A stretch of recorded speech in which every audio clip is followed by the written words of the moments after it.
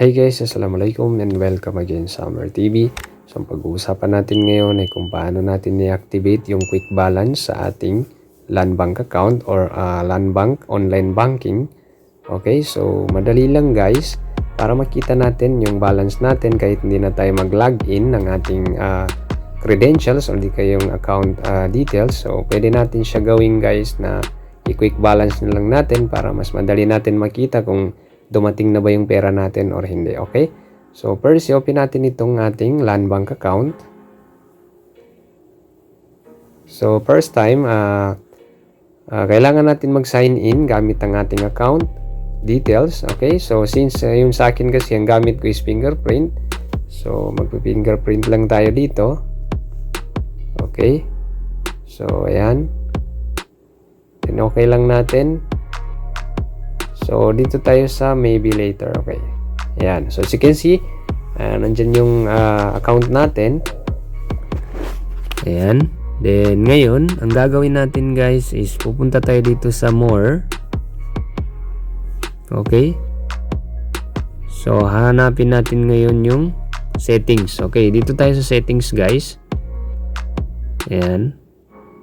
Okay. So as you can see, ang naka-activate lang dito is yung ating biometrics. Kaya nagagamit natin yung ating fingerprint kasi naka-activate yung ating biometrics. So ito pala guys is depende ito kung may biometrics yung cellphone nyo. So pwede natin ito paganahin.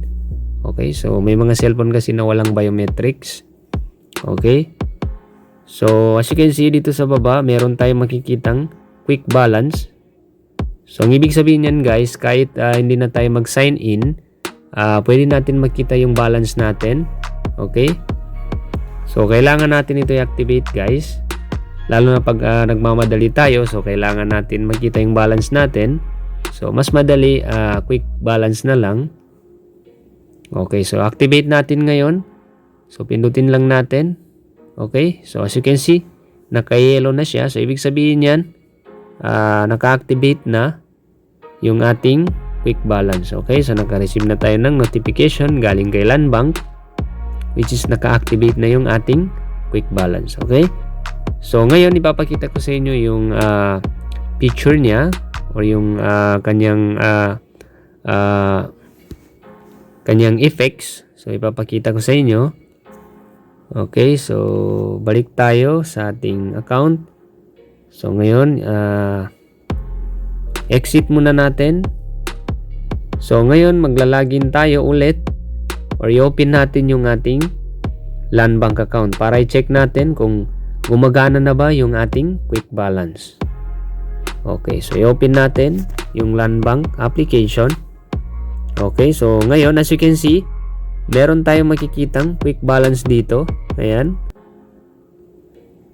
Makikita dito yung quick balance. So, try natin siya pindutin guys.